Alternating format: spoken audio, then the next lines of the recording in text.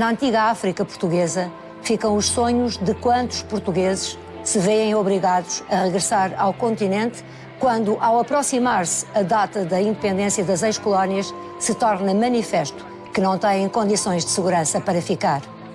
Em 1975, em poucos meses, Portugal recebeu quase 500 mil de desalojados, na maioria portugueses, que haviam partido para a África pensando lá ficar para sempre.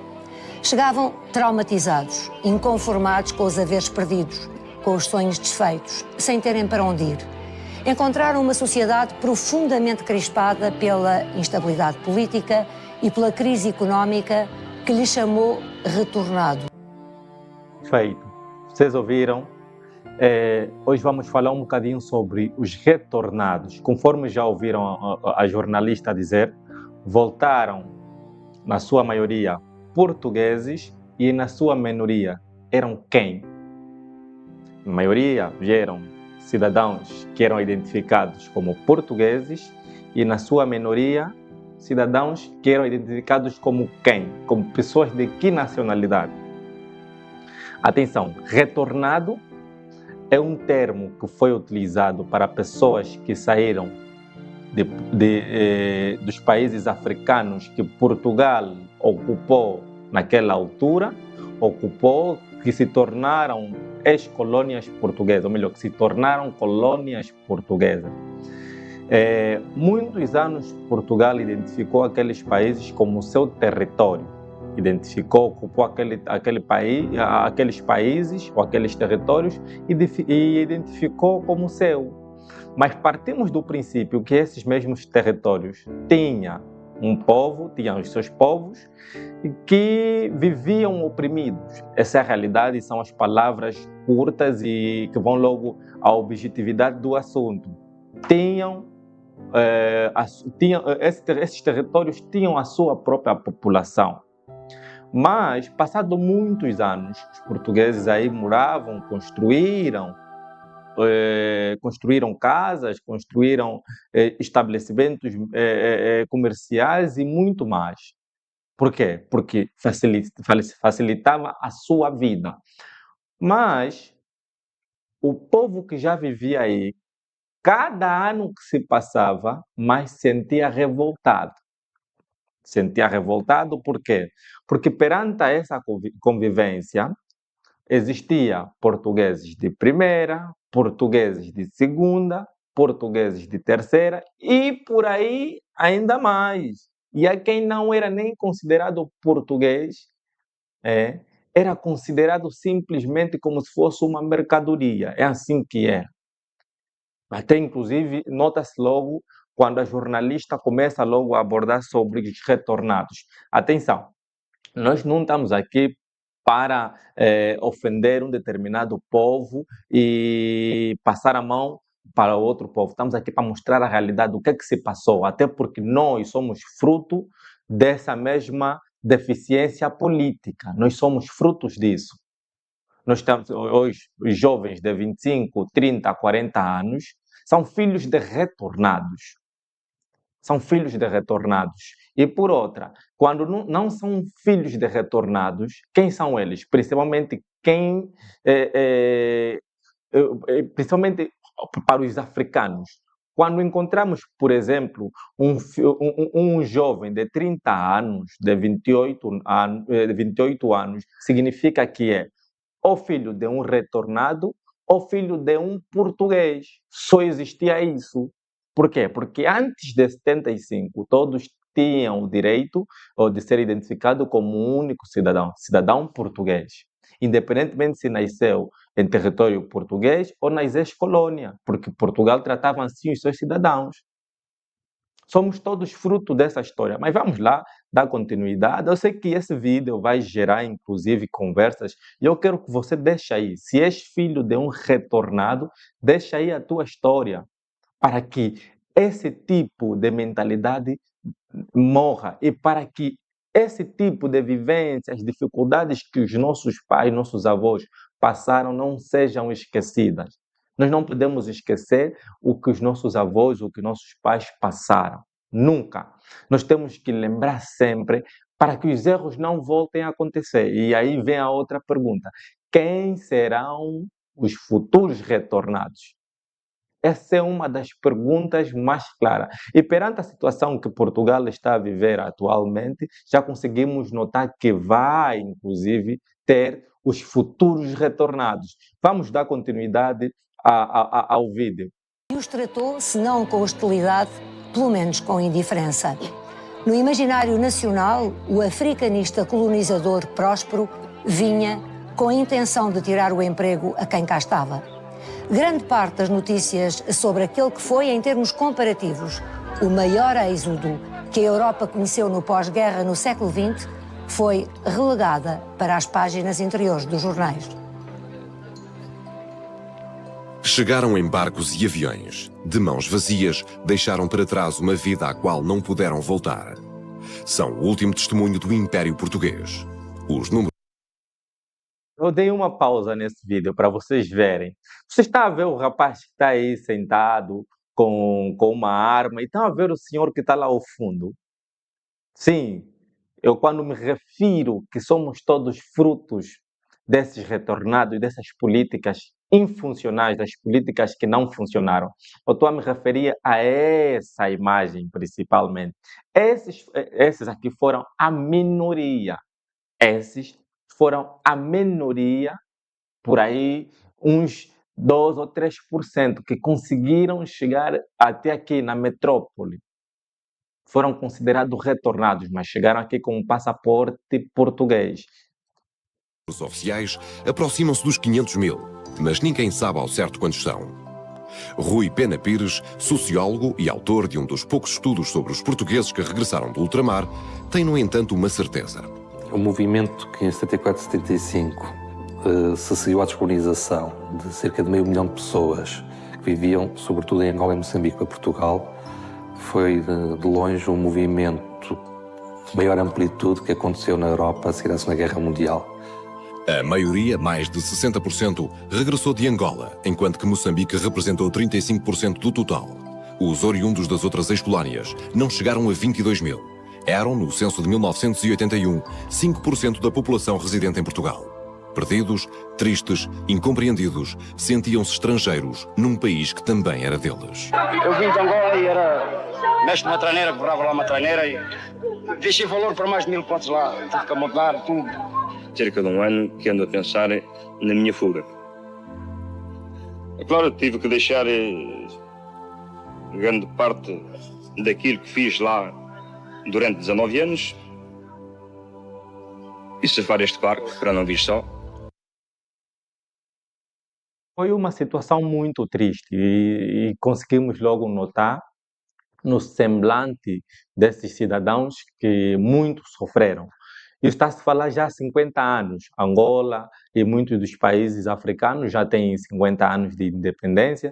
Logo hoje, nesse caso, essa semana que Angola completa 50 anos de independência. A independência de Angola foi foi algo muito benéfico para Angola e foi muito bom. Foi muito bom, Angola se tornou independente.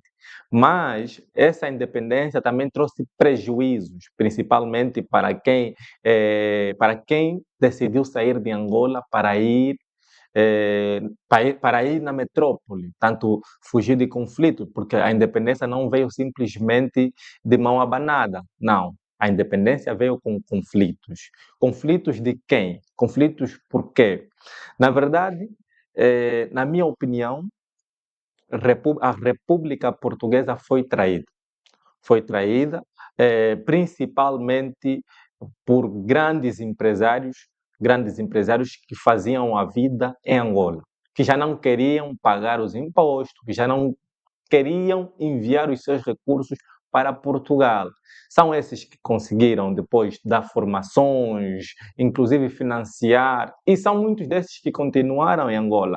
Essa é a realidade.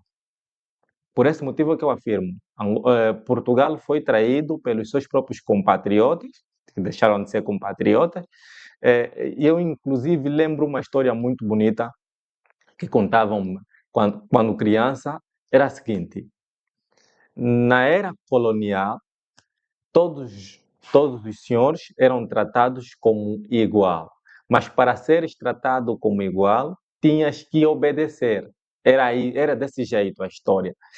E eu, felizmente, né, cresci com um ensinamento de uma pessoa, de um português, que é o meu pai. Meu pai, na altura, já era considerado mesmo português, saiu dessa formação, inclusive pertenceu ao exército português, que é algo muito bom na altura.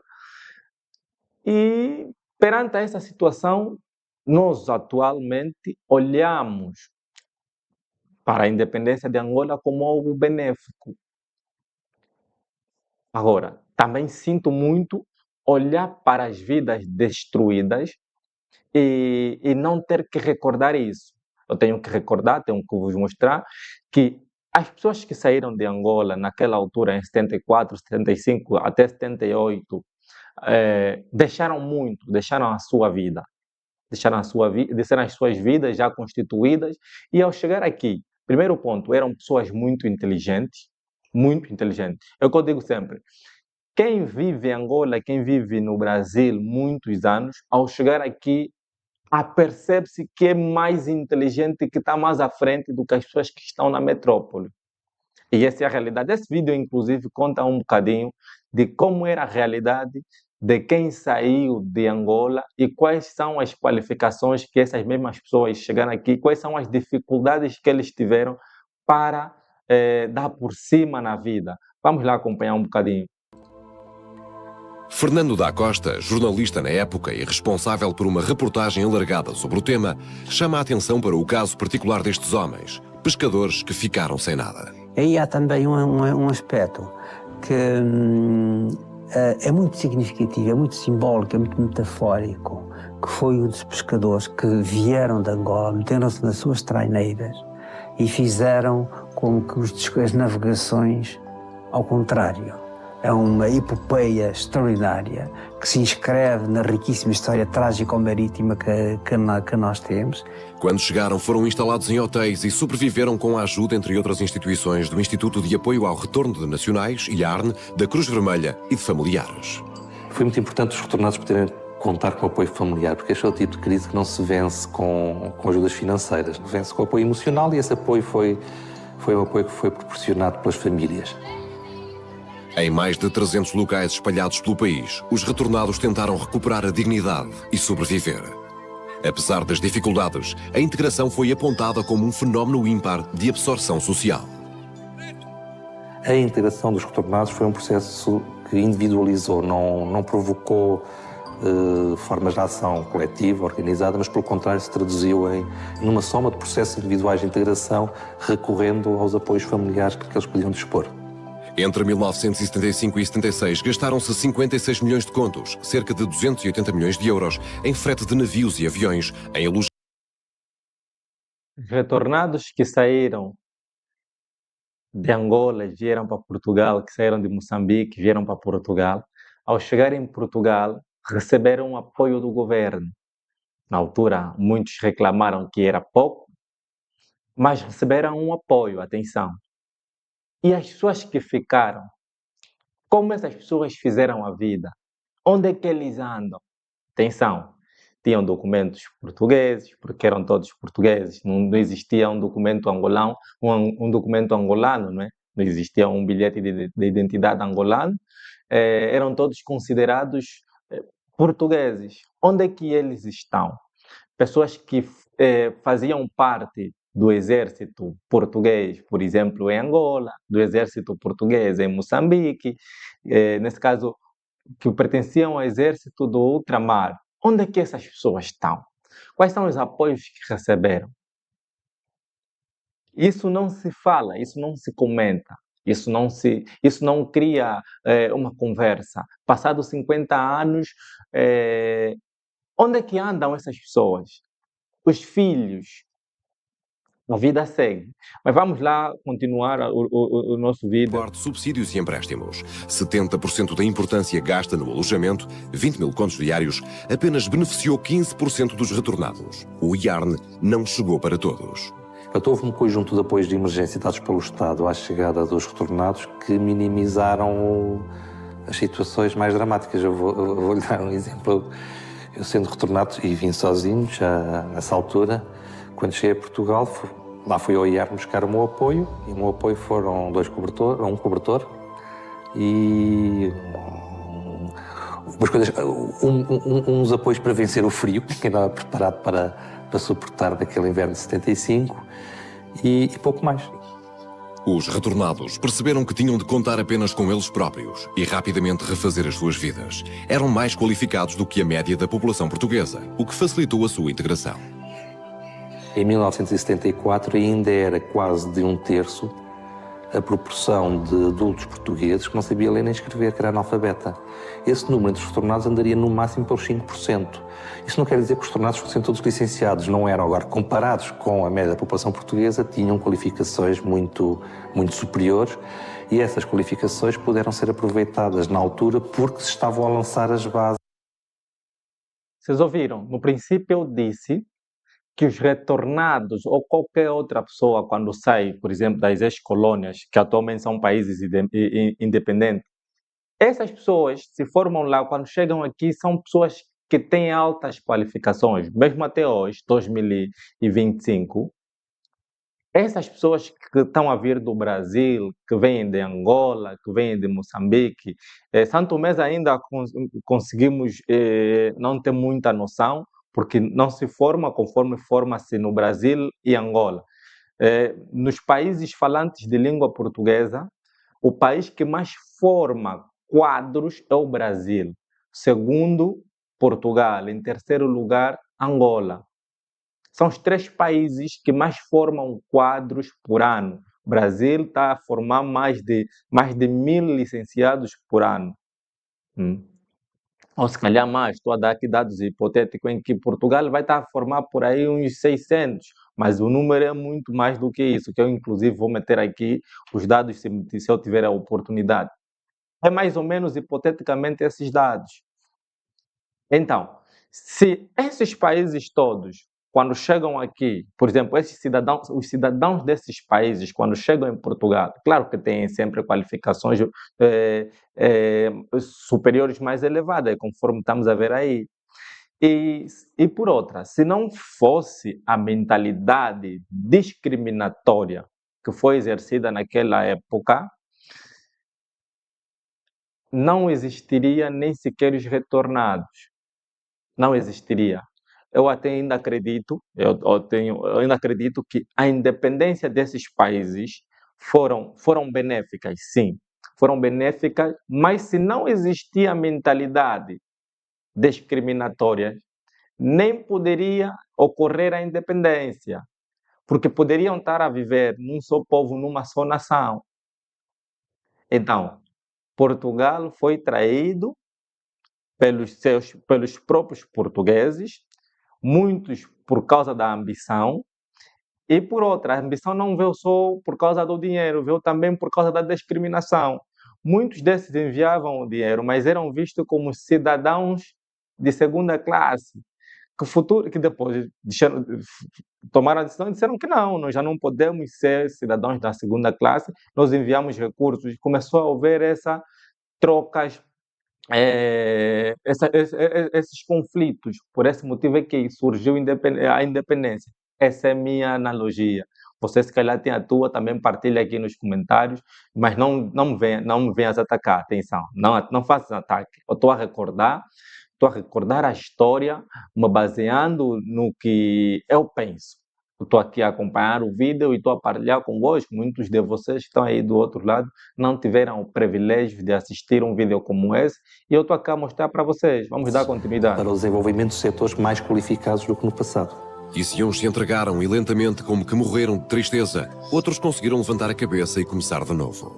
Esta população deu uma lição notável a nós de êxito, de vitalidade, de esperança e de equilíbrio. Integrados, ajudaram a construir um novo Portugal. Afinal, o seu país. Só trouxemos a roupa. O resto tudo ficou lá. O que é que pensa fazer agora? Penso começar uma vida nova. Está certo que vai ser um pouco difícil, mas E tem cá família em Portugal? Não tenho. E o que pensa fazer agora? Cá? Trabalhar. Tem familiares em Portugal? não tenho não. São absolutamente sós, portanto. Só. Somos sós, sim. Sós no regresso. Assim se sentiram os que regressaram do ultramar no tempo da descolonização, em 1978, dados apurados pelo Instituto Nacional. Essa é a realidade de muitos estrangeiros em Portugal. Atualmente, não têm familiares em Portugal, não têm nada. Mas atenção, têm uma conexão histórica muito grande. Que, se a mentalidade não mudar, serão os futuros retornados. Serão os futuros retornados quando saírem de Portugal e irem para as suas terras, se não prestarem atenção. Por esse motivo é que há, inclusive, uma mentalidade em que diz o seguinte: está a trabalhar aqui, mas também está a enviar o dinheiro na tua terra ou na terra que consideram que você é filho da terra. E se Portugal não considerar muitos dos que nasceram aqui, onde é que eles vão? Então eu me pergunto, quem serão os futuros retornados? Eu fiquei a ver esse vídeo e comecei a juntar ideias e cheguei à conclusão que, tarde ou cedo, haverá futuros retornados e temos que nos atentar muito. Temos que nos atentar muito a isso. Temos que nos atentar a isso e temos que nos precaver. Mais vale se prevenir do que remediar. Tribunal de Estatística indicavam que esses quase 600 mil retornados representavam apenas 5% de toda a população portuguesa. Praticamente metade tinha nascido em Portugal, os restantes nas antigas províncias ultramarinas. Mas há um outro estudo feito pelo sociólogo das migrações Rui Pena Pires, com base no censo de 1981. Demonstra, por exemplo, que entre os retornados a percentagem de analfabetos era de 6%, valor que subia para 30%, quando considerada a população que vivia na então metrópole. E há mais. 5% dos retornados tinham cumprido um curso superior, contra 2% da restante população portuguesa. Depois, é interessante perceber-se como é que eles se movimentaram a seguir a ter regressado. Grande parte deles ficou no litoral, em Lisboa, Porto e Setúbal. As pessoas que escolheram o interior, o norte e centro, deslocaram-se para as suas zonas de nascimento, digamos, para os sítios onde foi nascido.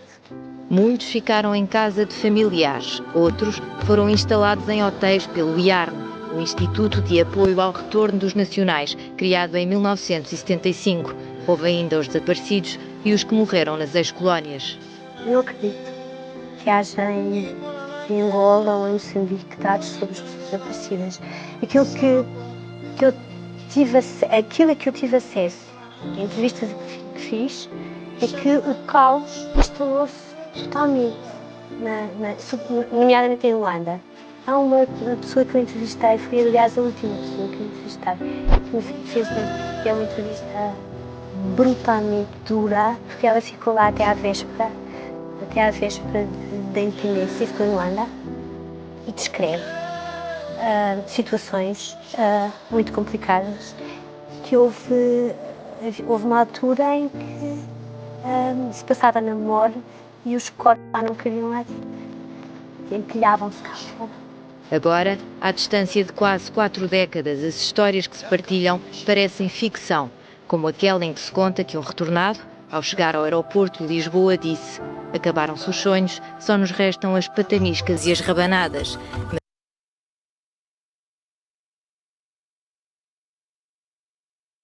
Inclusive fiquei mesmo completamente.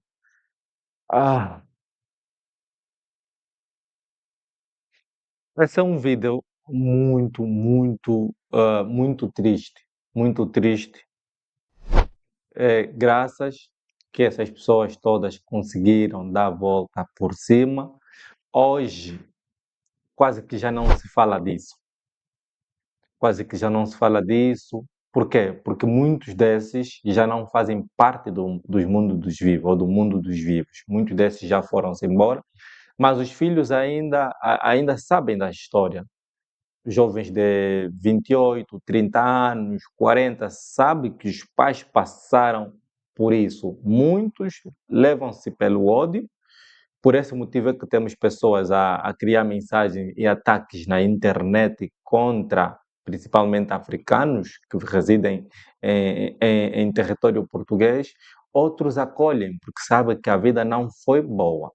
Outros acolhem, sabem que a história nos passou uma experiência que, mesmo não sendo boa, nos deu lição.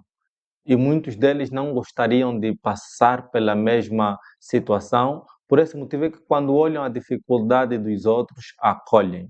Isso aqui é um espírito de humanismo, é a Portugalidade que nós queremos que seja passada perante o mundo. Agora, você que está aí do outro lado, se és filho de um retornado, ou se calhar se és um retornado, dá aqui a sua opinião, conta aqui a tua história. Quais são as dificuldades que passaste, uma vez que foste considerado imigrante?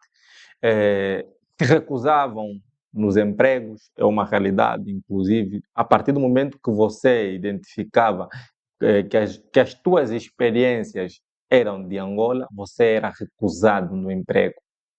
Isso ninguém quer vos contar, mas essa é a realidade. Espalha aqui, deixa aqui a tua opinião.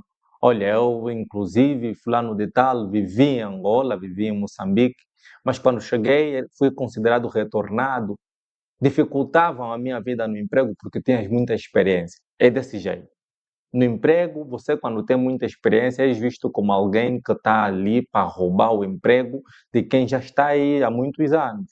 E põe a tua vida, ou criam mesmo a tua vida como se fosse um inferno. Você ou escreves para a sua demissão, ou tens que suportar aquilo para toda a vida. Então, muito obrigado por assistirem até a dado momento. É isso que eu queria vos mostrar. Vou continuar aqui a dar olhada nos meus vídeos históricos, que assim eu considero esses vídeos históricos. São vídeos que eu não apago. Fica aqui guardado nas minhas pastas, que futuramente eu junto isso e consigo abordar mais assunto e que os meus filhos um dia consigam aproveitar o máximo desse conteúdo para serem pessoas melhores. A história nos deu uma lição muito grande. 50 anos de independência dos países que faziam parte das ex-colônias portuguesas, ou que faziam parte das colônias portuguesas, e são esses os frutos. Hoje, muitos dos países, infelizmente, dada a situação políticas que lá se encontram, não conseguiram dar avanços muito longos. Muitos dos países, passados 50 anos, só têm 20, 30, 10 ou se calhar menos anos de paz. Por quê? Porque depois da independência, muitos desses países caíram em conflitos internos que dificultou o seu desenvolvimento e também evolução. Mas esse é o caminho que o mundo segue.